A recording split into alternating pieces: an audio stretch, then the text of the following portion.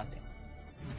Internet پر YouTube سمیت ایسی بے شمار ویب سائٹس موجود ہیں جہاں آپ کسی ریسرچ یا تحقیق کے لیے پاکستان، پاکستانی، کراچی، لاہور یا اسلام آباد کا نام لکھیں تو عام طور پر ایسی ویڈیوز یا تصاویر کے لنکس ملتے ہیں جن میں کوئی سیدھی سادھی گھریلو لڑکی یا پھر اسکول کالج کی کوئی طالبہ کسی لڑکے کے ساتھ انتہائی قابل اعتراض حالت میں دیکھی جا سکتی ہے، اور ایسی ایک دو نہیں ہزاروں ویڈیوز اور لاکھوں تصاویر اس وقت بھی انٹرنیٹ پر موجود ہیں۔ کچھ عرصہ پہلے سریام کی ٹیم سے ایک ایسی لڑکی نے رابطہ کیا تھا جس کے سابق شوہر نے انتہائی ذاتی لمحات کی ویڈیوز اور تصاویر انٹرنیٹ پر اپلوڈ کر دی تھی، مگر کئی مہینے گزر جانے کے باوجود بھی ایسے ہولناک سائبر کرائمز کے خاتمے کے لیے قائم کیے جانے والے FIA کے ونگ نے کوئی کارروائی نہیں کی تھی۔ سریام کی کوششوں کے بعد اس لڑکی کی مشکلات کسی حد تک کم ہوئی اور FIA کے سائبر کرائم سیل نے متعلقہ لنکس کو بلاک کر دیا تھا۔ اس پروگرام کے آن ایئر ہونے کے کچھ عرصے بعد ایک ایسی ہی لڑکی نے بذریعہ ای میل سریام کی ٹیم سے رابطہ کیا اور بتایا کہ ایک لڑکا اس کی ویڈیوز بنا کر اب اسے بلیک میل کر رہا ہے۔ کچھ ہی عرصے میں ایک ایسے اجڑے ہوئے باپ نے بھی ہم سے رابطہ کیا جس کی اکلوتی بیٹی نے ایسی ہی بلیک میلنگ سے پریشان ہو کر خودکشی کر لی تھی۔ اس پروگرام کو ریکارڈ اور آن ایئر کرنے کا فیصلہ ہم نے ایک ایسے وقت میں کیا ہے جب ایسی ویڈیوز کا ایک بڑا سورس یعنی یوٹیوب بلاک ہے، تاکہ کم سے کم لوگوں کی رسائی ان ویڈیوز تک ہو اور ایسی ہولناک صورتحال سے بچنے کے لیے پیغام بھی نئی نسل اور خاص طور پر لڑکیوں تک منتقل ہو جائے۔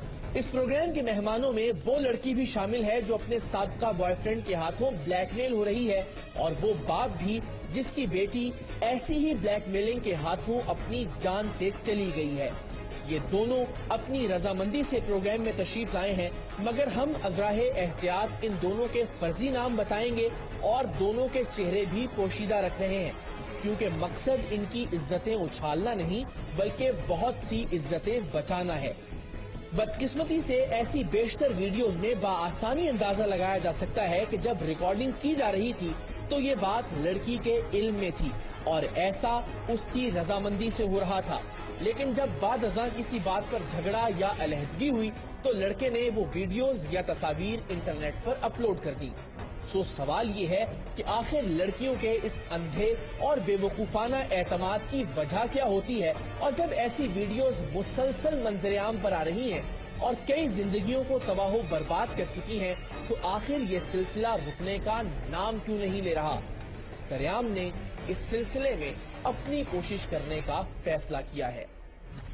پیکج ناظرین، آپ نے دیکھا یہ وہ وجوہات تھی جن کی بنا پر آج کی اس نشست کا ہم نے فیصلہ کیا ہے۔ تو سب سے پہلے مہمانوں کے تعارف کا آغاز کرتا ہوں۔ ہمارے ساتھ جو شخصیت اس وقت موجود نہیں ہے ان کا تعارف میں سب سے پہلے کرواتا ہوں۔ مسٹر احسان اللہ، آپ ڈپٹی ڈائریکٹر ہیں سائبر کرائم سیل کراچی کے، یعنی کراچی میں سائبر کرائم سیل FIA کو ہیڈ کرتے ہیں۔ انہیں مدعو کیا تھا اور انہوں نے حامی بھی بھری تھی تشریف لانے کی۔ ان کی موجودگی انتہائی ضروری تھی آج کے پروگرام میں، لیکن آخری وقت میں ان کا یہ کہنا تھا کہ انہیں غالباً وفاقی دارالحکومت سے اجازت میں کچھ دشواریاں ہیں ایک نیک کام اور ایک اچھا کام کرنے میں، تو اس بنا پر وہ تشریف نہیں لا سکے، لہٰذا ان کی نشست آج خالی ہے۔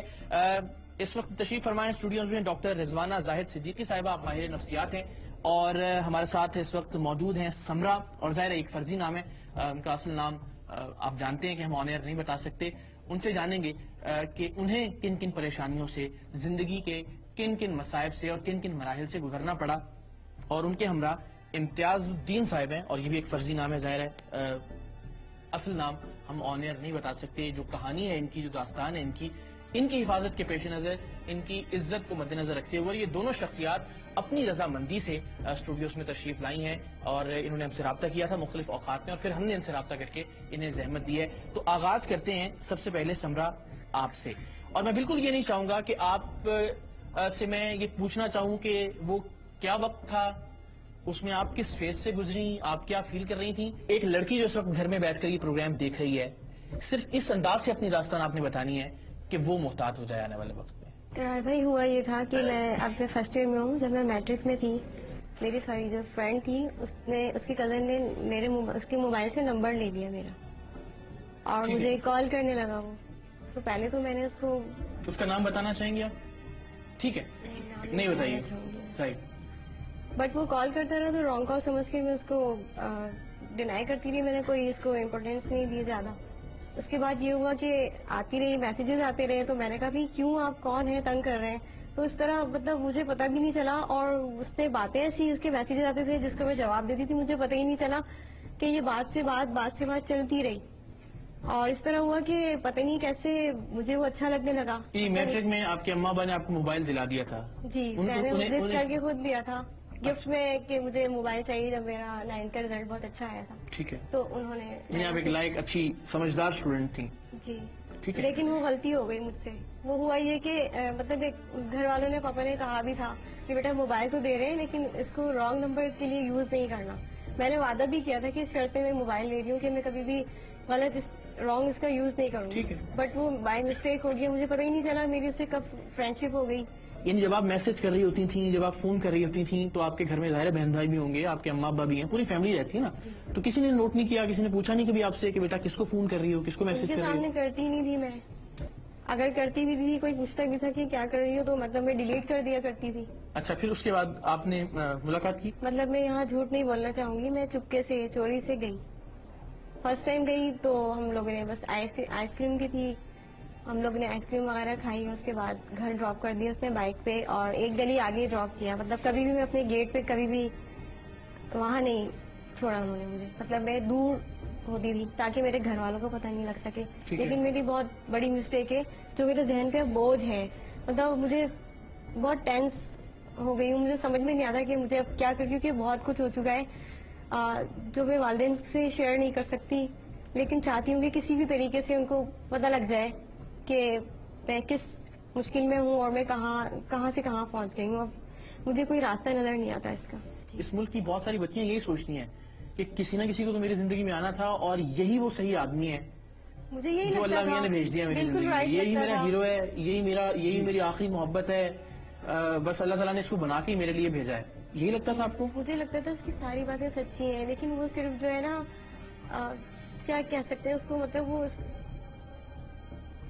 वो मेरे पास अल्फाज नहीं है कि वो उसको तो हाविस थी, मतलब वो एक समझदार लड़की जिसने 9th में बहुत अच्छा रिजल्ट दिया था, मैट्रिक के बाद माशाल्लाह अपनी पढ़ाई जारी रखे हुए है, माँ बाप ने एतमाद करके उसको मोबाइल दिलवाया, कि वो ट्रैप में आ गई, वो सब कुछ करने के लिए तैयार हो गई जो वो लड़का चाहता था। ऐसा क्या था? ऐसा कुछ भी नहीं हुआ, उसने तो कभी भी जबरदस्ती नहीं किया, सब कुछ मेरी मर्जी से किया, लेकिन जो है मैं उसकी बातों में आ गई। क्या कहता था वो? घूमने फिरने की बातें, बहुत अच्छे ख्वाब की शादी कर लेंगे, मंगनी के लिए रिश्ता भेजूंगा, तो तुम फ्रेंडशिप करो, तुम घुमा फिरा करो, थोड़ा टाइम दो ताकि हम एक दूसरे को समझ सकें, फिर मैं तुम्हारे घर रिश्ता भेजूंगा, मेरी जॉब लग जाएगी। लेकिन उस दौरान हम लोग जो है ना बहुत घुलते मिलते थे, तो एक दफा वो अपार्टमेंट ले गया था, तो वहाँ पे हम मतलब कुछ फिल्म्स थी उसके पास, वीडियो थी, बहुत कुछ देखा, और उसके बाद जो है ना हम बहुत आगे चले गए, मतलब हमने सारी हदें पार कर ली। क्या उसका कोई उसके पास ऐसी क्या चीज है जिससे आपको खौफ है? उसके पास मेरी वीडियो है। अब मैं क्या, ऐसी वो नए नए लोगों को लाता रहेगा और मैं वहाँ जाती रहूंगी, मैं ये नहीं कर सकती। मैं वो फ्रॉड है, वो चिटर है, मुझे पता नहीं था, उसका काम ही यही है, उसकी वो बातों में आ गई। जब उसने पहली बार आपको मूवी दिखाई तो क्या हुआ, दिलो दिमाग किस उससे गुजरे? सबसे पहले तो उसने मुझे ये कहा कि, मैंने कहा कि ये सिलसिला बंद कर दो अगर आपने नहीं करनी, मुझे नहीं लग रहा कि, क्योंकि अब मैं फर्स्ट ईयर में आ गई हूँ, अब तक वो मेरे पीछे पड़ा हुआ है और हर वक्त बुला लेता है कॉल करके, आ जाओ वरना ये वीडियो आपकी है। आपको जाना पड़ता है? हाँ, मुझे जाना पड़ता है, लेकिन अब उसके दोस्त भी आने लगे हैं। मतलब मैं इन चीजों को अपने पेरेंट्स को कैसे बताऊं, वो लोग तो मुझे जान से मार देंगे, कत्ल कर देंगे मेरा, या मैं खुद सुसाइड कर लूं, मुझे समझ में नहीं आता मैं क्या करूं। इसलिए मैं आपके पास आई हूँ कि आप मुझे बताएं, और खुदारा कोई लड़की ऐसी गलती ना करे जो मुझसे हो गई अनजाने में। आप एक वालिद के तौर पे, और पता नहीं मैं क्या सवाल करूँ आपसे।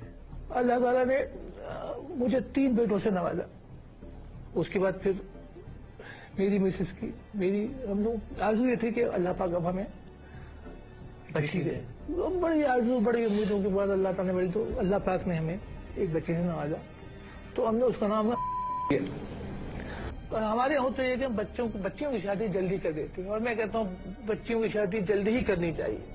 अपने जमाने में भी हम लोग शादी जल्दी हो जाती थी बच्चियों की, और मैं कहता हूँ आजकल के वालिदैन को भी मैं ये मैसेज दे रहा हूँ کہ خدا اپنی بچیوں کی شادی جیسے ہی اچھا لڑکا ملے اچھا بر ملے آپ ان کو اپنے گھر کا ذمہ داری سے کریں اس کو. قصہ مختصر یہ قرار بھائی کہ گڑیا کی شادی کا گھر میں تذکرہ ہوا, لڑکا بھی ہمیں پسند آیا. اس کی ماں نے, اچھا ہمارے یہاں بھی سلسلہ یہ کہ ہم اس طرح کے سلسلے, ماں نے اس کی گڑیا سے بات کی کہ بھائی وہ آپ کی شادی کرنی ہے ہم نے, تو بولی اماں ابھی میں شادی نہیں کرنا چاہتی, ابھی میں تھوڑا سا اور پڑھوں گی. بابا سے کہیں آپ کہ مجھے MA کرنا ہے, پھر مجھے PhD کرنا ہے, اس کے بعد میں پڑھاؤں گی, میں لیکچرشپ کروں گی.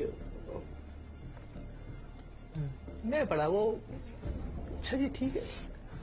پھر اس کی گڑیا کی جو کیفیت ہے وہ کچھ عجیب, اپنے کھوئی بھی اپنے آپ میں اور اپنے آپ میں مست ہے, مگن ہے, اس کو کھانے کا بھی ہوش نہیں ہے, کچھ پڑھنے کی طرف سے بھی لا تعلق تھی, کپڑے وغیرہ بھی ویسے بال اس کے الجھے ہوئے بکھرے ہوئے, دیر تک جاگتی اور صبح دن چڑھے تک سوتی رہتی. کتنا عرصہ چلتا رہا یہ سب؟ یہ 3-4